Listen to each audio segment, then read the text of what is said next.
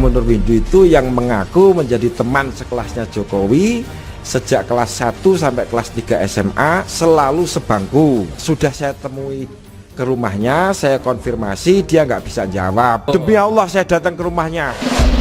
Saya Mahmud Nurwindu, saya pernah sekolah di SMA Negeri 6 Solo, lulus tahun 1980 sesuai dengan ijazah yang dikeluarkan di bulan April 1980. Dan saya menyatakan betul bahwa Bapak Joko Widodo pernah dan sama-sama satu sekolah dengan saya dan satu kelas dengan saya. Itu pernyataan yang saya buat dengan sejujurnya dan apa adanya. Terima kasih. Ya Allah, kalau ijazahnya Jokowi ini tidak palsu, saya minta saya jangan diberi hidup sampai matahari terbit.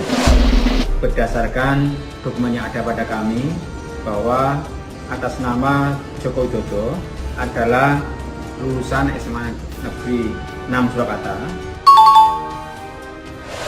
Rencana penulis Jokowi undercover gagal total. Ternyata tujuannya ini ditulis dari berbagai sumber.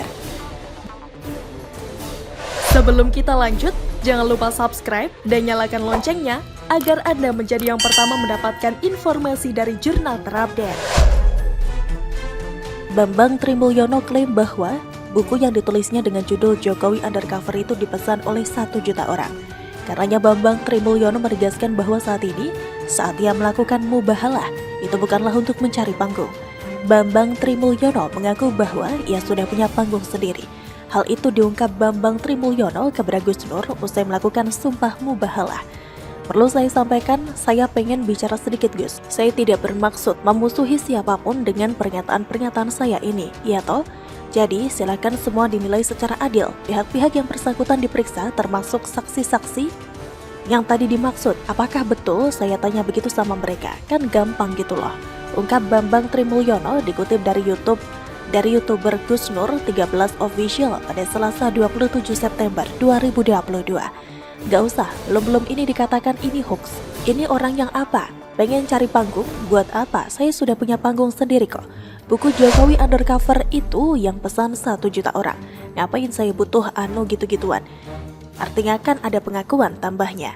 Lebih lanjut, Bambang Trimulyono mengatakan bahwa buku Jokowi Undercover 2 sudah disiapkan, namun belum dicetak karena alasan dana.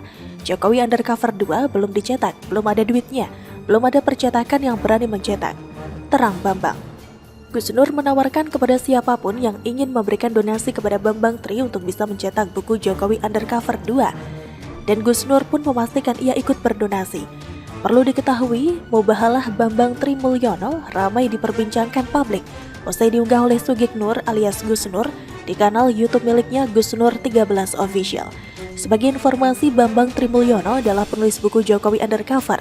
Buku ini muncul pada masa Jokowi menjabat Gubernur DKI Jakarta hingga dicalonkan presiden pada pemilu 2019 silam.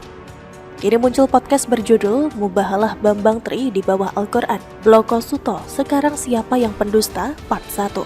Videonya diunggah pada Selasa 27 September 2022. Sugik Nur memandu Bambang Trimulyono melakukan mubahalah. Ia bersumpah di bawah Al-Quran dan menyatakan bahwa isi buku Jokowi Undercover itu benar. Bambang Trimulyono lantas berani bersumpah agar dilaknat apabila semua yang ditulisnya itu kebohongan semata. Pria bernama Bambang Trimulyono ini lahir di Blora 5 Mei 1971. Dia merupakan penganut agama Islam. Sosok yang cukup kontroversial itu merupakan warga Jamnangan, Desa Sukaharjo, Blora, Jawa Tengah. Pria yang akrab disapa Mas Mul ini telah memiliki beberapa buku yang diterbitkan sebelumnya. Ada buku berjudul Adam 31 meter, Mencari Tanda Tangan Tuhan dan Ayat-Ayat Emas Evolusi dalam Al-Quran. Bambang Trimulyono dijebloskan ke penjara karena buku Jokowi Undercover yang ditulisnya berisi informasi palsu. Perbuatannya itu dijerat pasal 16 Undang-Undang Nomor 40 Tahun 2008 tentang diskriminasi ras dan etnis serta pasal 28 ayat 2 Undang-Undang ITE. Ia mendekam di penjara selama 3 tahun. Pada 29 Mei 2017, Bambang Tri sempat ingin mengajukan banding tetapi urung dilakukan sehingga putusannya berkekuatan hukum tetap alias inkrah. Bagaimana menurut Anda?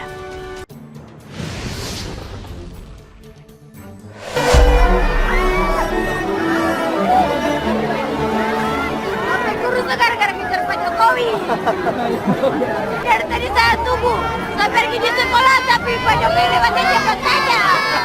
Saya kejar Pak Jokowi sudah lama. HP-ku udah rusak. Saya kejar Pak Jokowi sampai di sana dan jatuh HP-ku udah rusak. Dikasih bingkisan sama amplop juga. Makasih.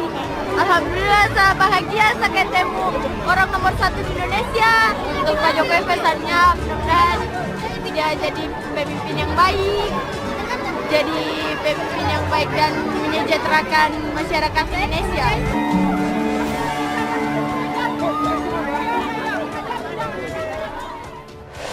Gak peduli ada pas pampres, anak SMA ini berani omeli Presiden Jokowi, ditulis dari berbagai sumber.